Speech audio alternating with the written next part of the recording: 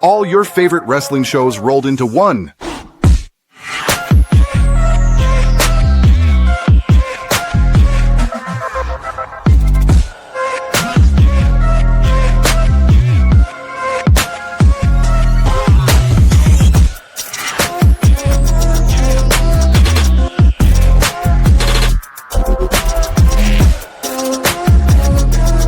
Welcome to the WeBook It podcast. Let's start the show. Oh, I had to go grab something real quick. Tried to make it back as fast as I could. Hello, welcome to another edition of Monday Night Raw Dog. I am your host, Coach. And once again, we are joined by, words can't even describe this man to my, well, for you viewers to the left, but I guess it's to my left too. No, it's to the right. I mean, words can't describe this man. You know, not very many people would you sit in St. Louis traffic to go pick up at a Chris Brown concert than this man. I would do it for this man, and that's exactly what I did. And we had a hell of a time on the way back, and the rest of the night. It's always a pleasure getting back together with him. It is Big Daddy C. Thank you, Coach. Thank you again for treating me with such hospitality and picking me up from the Chris Brown concert. Of course, letting me crash at the spot for the night. Yeah, we sat and watched baseball highlights, laughing at the damn White Sox running into each other on the field. It was hilarious. At least about 3 or 4 plays, damn White Sox players was running into each other while fielding, and it was a sight to see. The reason why they're so trash right now. Oh man, I forgot about that. Amazing. But yeah, let's talk some wrestling. Good action-packed show tonight. So yeah. All right, well, we're going to jump right into it. It is the go-home show before WrestlePalooza that's happening Saturday night on the ESPN app. We kick off the show with John Cena coming back to his home state of Massachusetts. He's in Springfield, Massachusetts for the night, and of course, the crowd meets him appropriately. And one thing I was disappointed about this build-up with Brock and Cena, no face-to-face.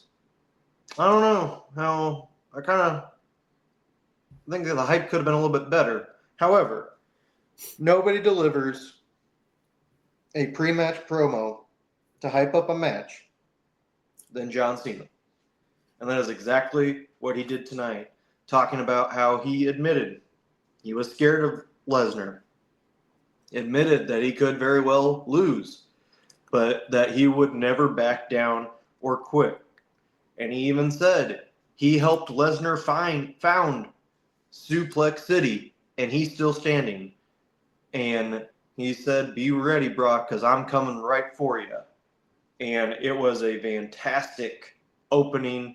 And, of course, the crowd helping out as well, chanting a whoop his ass chant as well. And then also dropping some profanities towards Lesnar, to which Cena creatively covered up by saying, "No Netflix," they're saying, "talk to Lesnar, not F you, Lesnar." So, Steve, what do you think of this opening segment? I thought it was really good. Hype up the main event of WrestlePalooza, but he also did it in a timely manner. It wasn't long. I mean, John Cena's a pro. He knows how to do this. What do you think? I do want to say, in regards to the bleeping out, for a streaming service that has a variety of genres, a lot of them non-peak rated R and past rated R, whatever rating you can possibly give past rated R, like all the documentaries, serial killer documentaries, the serial killer based TV shows, and come on, Netflix, come on. Like, let's be real here. Y'all make too much damn money to be out here bleeping. Like, it's ridiculous. I get it, kid friendly show, but we're far removed from that at this point. But no, in regards to the promo itself, it's typical John Cena, promo before a pay-per-view, like letting people know like he ain't gonna give up, and the opponent better be ready. It's what you would expect from John Cena, obviously. I do agree with you. The build-up was kind of lackluster, has been lackluster. In the past, I think the difference is now this is the first time these two have had a fight with no Paul Heyman managing Brock Lesnar. Mm-hmm. So I think that Brock missing his talking piece is probably a big reason as to why they never had a face-to-face. So, and we've seen, I think one of the few times they did have a face-to-face with no Paul Heyman or no manager around, they just end up, brawling, so yeah. So I don't know. I think at this point, not many words need to be said between these two. We know what it is. They've had several battles against each other, and whether it's against singles competition, tag team, triple threat matches, you name it. They came into this company together, 2004. So from the OVW class. So the history is there, and so I think the match itself, I think, will be fine. I don't know it'll live up to their previous matches that we've seen, but I think just for a one-off, the last time ever between these two, I think it'll still deliver from like an intriguing intensity standpoint. I expect Cena to get suplexed all damn night, like old times. So we'll see how that plays out. But yeah, I had no issues with the promo, but I do think the build-up could have been a little bit better. At least one face-to-face, even if they didn't say much to each other, just trade a couple of barbs and they start brawling. So yeah. But yeah, those are my thoughts. All right. So moving on from that, we go to our first match of the evening, which is Lyra Valkyria versus Roxanne Perez. Valkyria looking for revenge on Perez after she cost her the match last week against Raquel Rodriguez. And it started out that Rodriguez got ejected from ringside early on because she was interfering in the match. So, but even then, it was still a lot of Roxanne. It was a good back and forth contest, and then finally, after Perez was in control for most of the match, Valkyria recovered and delivered Nightwing for the pinfall. And then after the match, Raquel comes running back out and starts beating up Valkyria with Roxanne Perez, only for Bayley to come out and start beating up the Judgment Day. They clear the way, and as Lyra was recovering, Bayley was staring at Lyra, looking like she was getting ready to attack. And then you could see Bayley talking to herself of like, "Don't do it, don't do it." And then all of a sudden, Bayley just snaps and goes outside of the ring and starts hugging Joe Tessitore, hugging Corey Graves and kissing him on the forehead, hugs Alicia Taylor, goes over to his people in the crowd and starts hugging, looking like the original Bayley from NXT. And Lyra's just in the ring, very, very confused on what she just saw. I sent this in our group text after this happened. I am officially all in on this character and storyline with Bayley, because what you can tell she's invested in it. And when somebody is invested in their character, and I'll use Ludwig Kaiser as an example with El Grande Americano, when they're invested in the character, it makes it even more entertaining for us. And I can tell Bayley is really going for this, and I cannot wait for what comes of this. As for the match itself, thought it could have gone longer.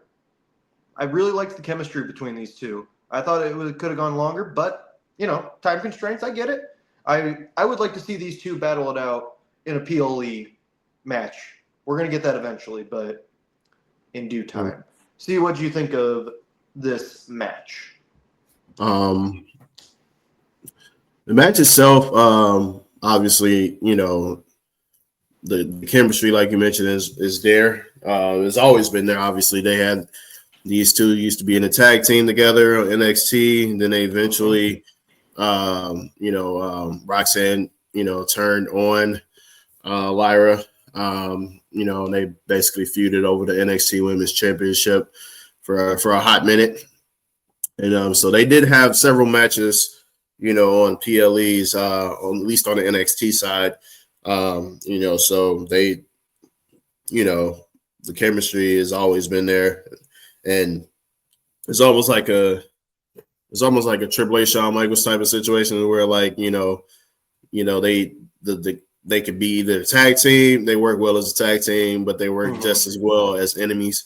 And so, I definitely think, seeing them two go at it on the PLE on the main roster side would be pretty good to see. In terms of Bayley, I wasn't sure what to expect on her coming back. I thought she would be heel, like complete heel, but it looks like we're getting this split personality thing going on here. So she's like half the hugger Bayley and half mental Bayley, mentally deranged Bayley. And so I don't know. I don't know what the end game is for this. Like I said, whenever someone changes up, their gimmick, persona, you can't help but wonder what's like in regards to the end game for the gimmick and how far they're planning on going in terms of like championships and all the other stuff. And so I think that I'm all for it too. I like when superstars of her caliber reinvent themselves, not staying stagnant, one co-character. I don't think she would have gotten as far being the hugger, Bayley. I think, her going through that heel turn definitely propelled her to new heights. And then obviously going back face, had its moments, but like I think she works so much better being like a heel, but I think with this kind of tweenerish gimmick that she has right now, I think that this could be something. It's almost like she's carrying on the mantle from what Naomi left. Naomi having her little crazy gimmick, so it's almost like Bayley is giving her own little spin on it. So, I'm excited to see what happens and how far this is going to go for her, and who she's going to feud with, throughout the rest of the year. So, those are my thoughts. All right, we get to our next match, which is Penta versus Kofi Kingston. I love a good Penta match. But man, it's getting old, this rivalry. And, that's all I'm going to say. It's just getting old, man. Do not leave Penta. Don't get me wrong. New Day's the New Day. I have so much respect for them and everything. But Penta, if we were going to be doing a single or a tag team run with him, move Rey Fenix over to Raw, and then we can do this properly. But if we're leaving Penta as a singles competitor, stop having him feud with a tag team. I'm going to be honest. I did not care for this match at all. I watched Penta's entrance, and then that was pretty much it. Because that's the only thing I was interested in, was watching his entrance. Because why not? I mean, that entrance is one of the best in WWE. But yeah, this match happened. I'm just over. I'm over it. I'm over it. See, what do you think of this match?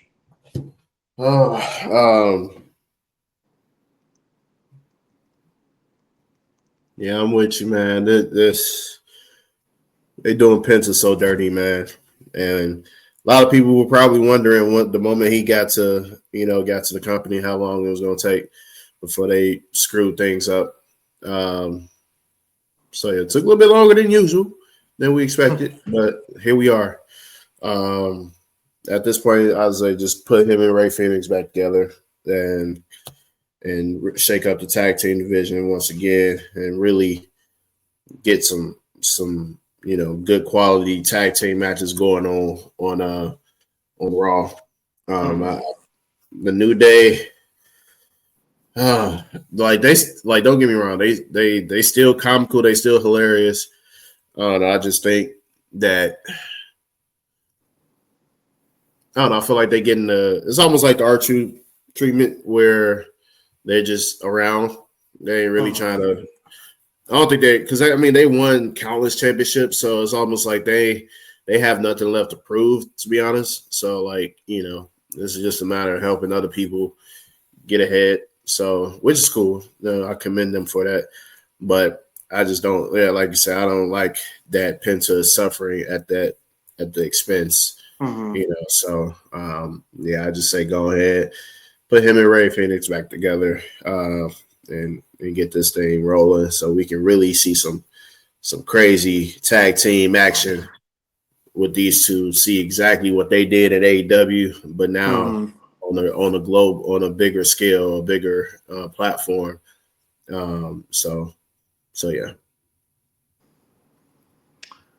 All right, we get to our next segment, which is CM Punk and AJ Lee going face-to-face with Seth Rollins and Becky Lynch. And this was a really good segment.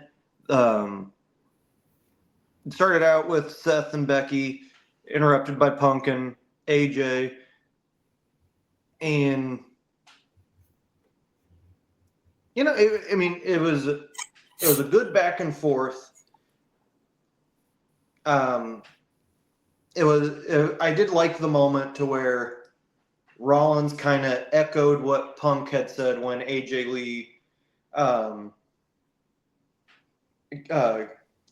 came back.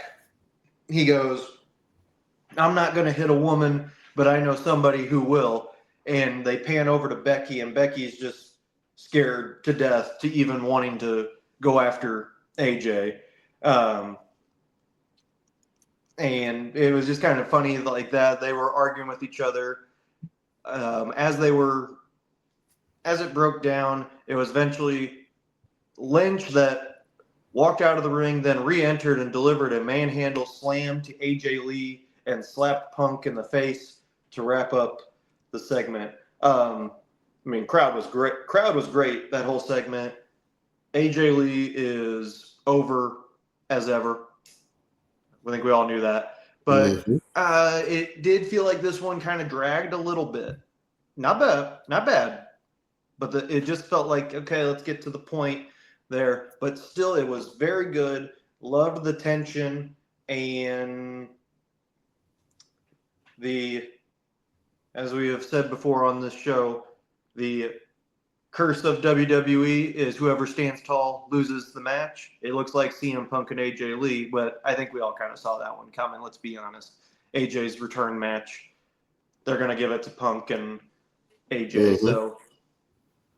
So yeah, that. See, what'd you think of the segment? Not too much really. It was a good old case of trickery on the part of the heels.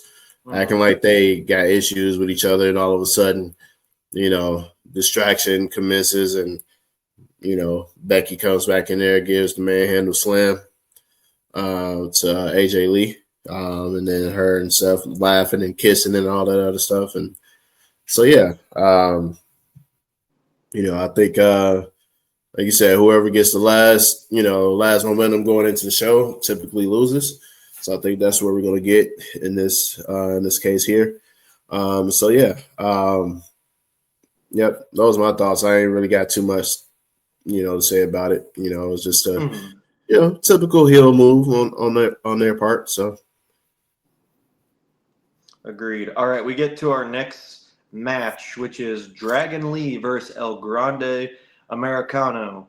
And, I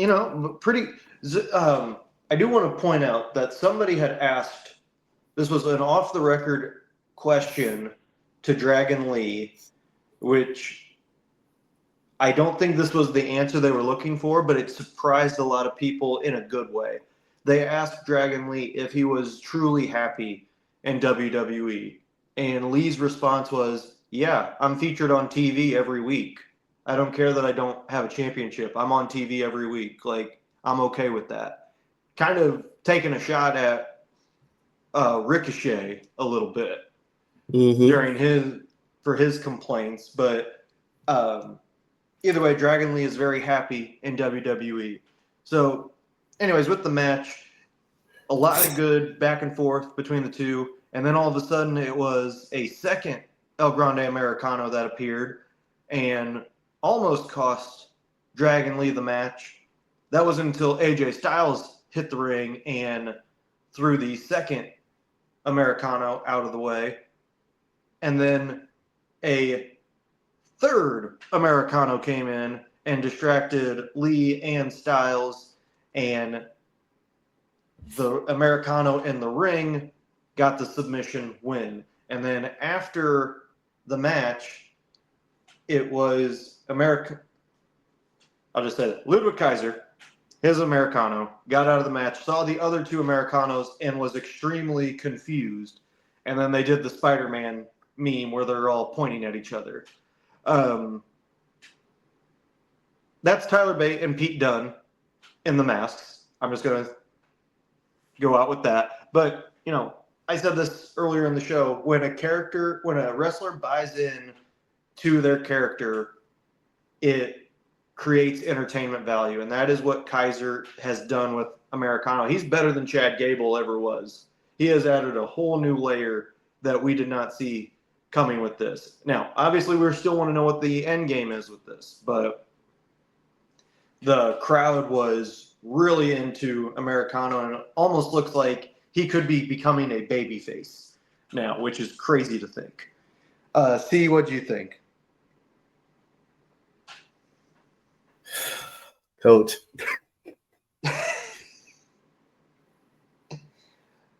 Go ahead. You can say it.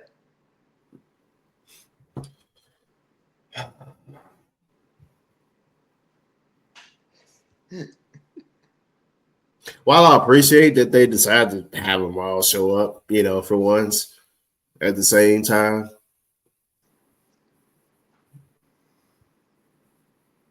I'm over it, man. Like I said last time, I am over this El Grande Americano shit, man. Like, I'm so over it, man. Like, no, nope. That's all I gotta say. I'm over it, man. No, that's fair. That's fair, man. That's fair. I get it. I understand where you're coming from. Man, it's gotten out of hand. It's gotten out of hand. All right. Well, we move on to our next match, which is Stephanie Vaquer taking on Kairi Sane of the Kabuki Warriors, which came in after the contract signing of Io Sky and Stephanie Vaquer for WrestlePalooza. Asuka came in and was talking trash to Stephanie. Stephanie said, "Let's have a match." To which Asuka said, "Yes, you can have a match against Kairi."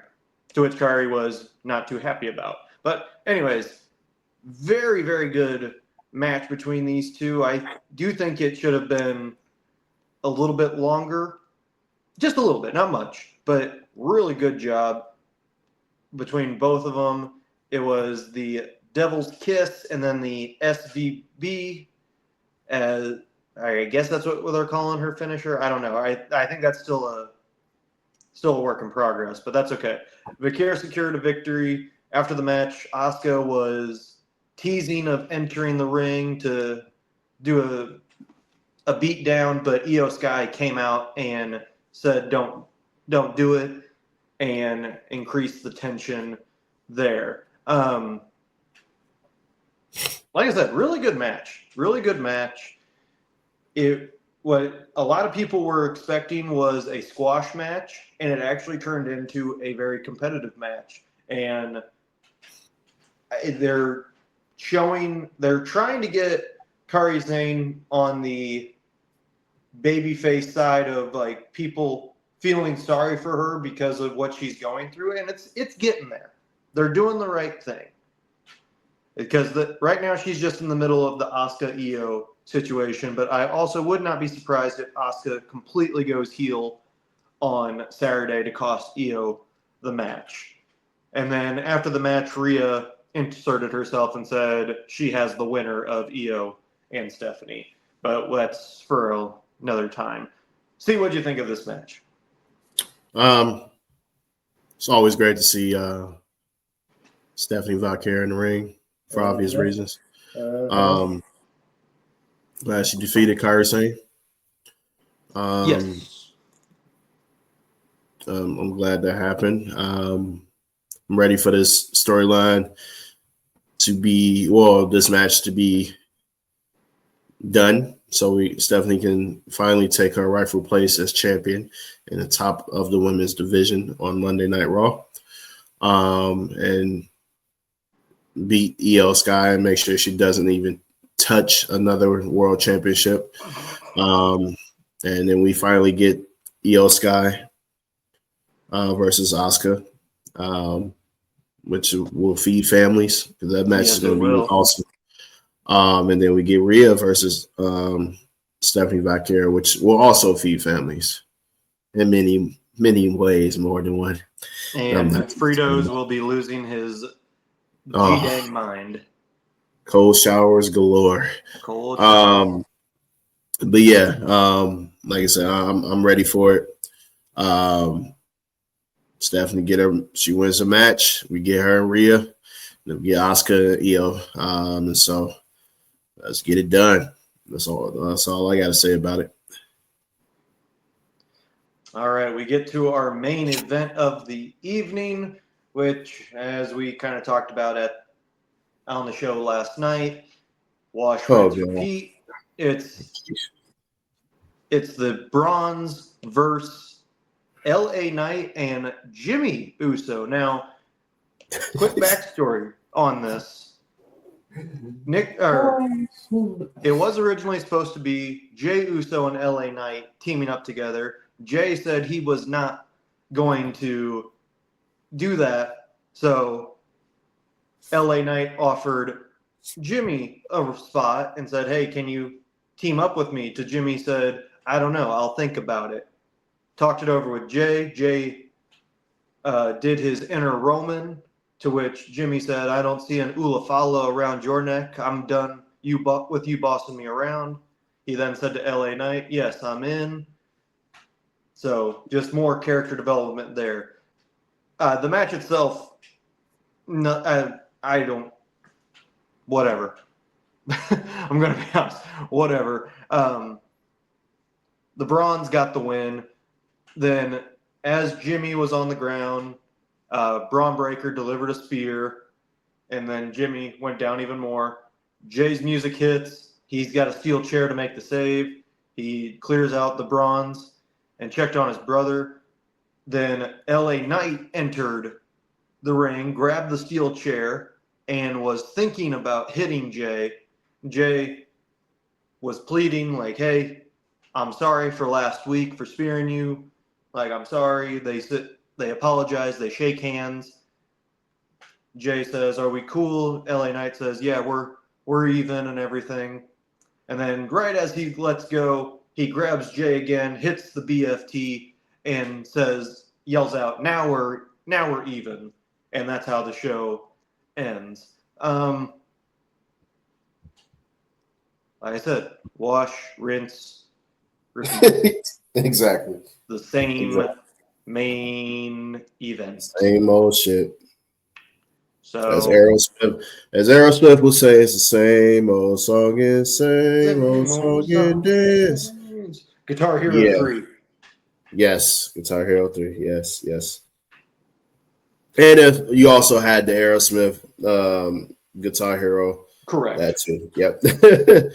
But yeah, man. Like how many iterations of this match are we gonna have? Just like, just a mixture, but it features the same 5 or 6 guys, and it's just like, come on, man. The only difference is no CM Punk involved right now. So that's like, Right. Like, and no Seth Rollins, of course. But it's just like, man, like, yeah. I don't know, man. It's things were going so good over the last year or two. It's just like now, like after WrestleMania 40, kind of lost their edge, man, in terms of storylines. After the Bloodline shit was done, Mm-hmm. it was like, all right. Yeah, I don't know, man. Yeah, it was an action-packed show tonight, but, when most of the night was good up until this match. Mm-hmm. And the end result, basically, LA Knight gets his revenge, which we all saw coming. Yeah, I don't. Are they even? So, is there even a match featuring any of these? I have to look and see if they even having a match. Yeah, it's the Usos versus the Bronze at Okay, yeah, WrestlePalooza. okay, And we talked about it last night on the show, basically that if you had to, with how big the card is or how loaded the card is for WrestlePalooza, you're wondering where's your kind of breather match. I honestly think it's that one. yeah. I'm excited for the Usos to be together, but it's just they have been watered down with the same ending all the time. And it's just kind of annoying, honestly. Yeah. And I'm assuming LA Knight doesn't even have a match. He does not. Interesting. So my guess, he might play a part in this tag team match, and we might get that heel turn from Jay. I kind of see it on the horizon, especially with the whole interaction with him and Jimmy. Jimmy saying, you ain't tired of you bossing me and all this other stuff. Yeah. So yeah. I don't know, man.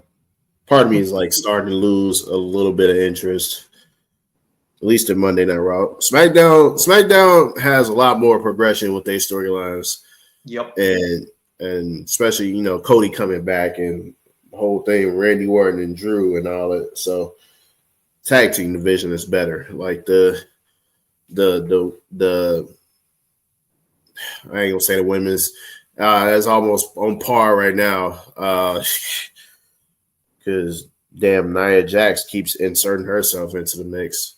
But we'll talk about that another time. That's a song for another time. Yeah, but yeah, I give tonight's show I give it a B.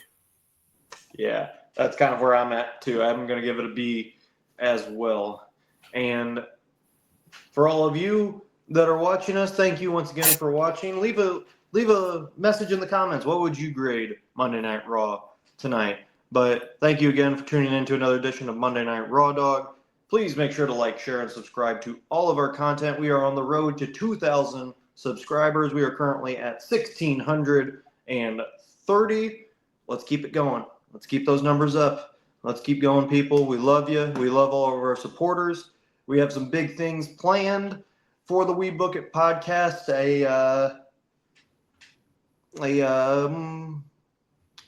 A different look is coming for us. I'll tease that. There's some big things happening off the set that a lot of you don't know about that we cannot reveal yet, but a lot is happening for us, and we are excited for the future of this podcast and where we are headed. So once again, thank you all for tuning in, for being our day ones.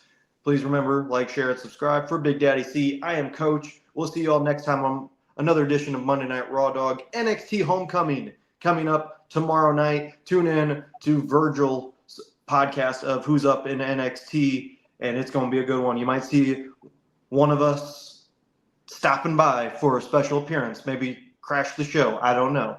We'll find out. Peace, y'all.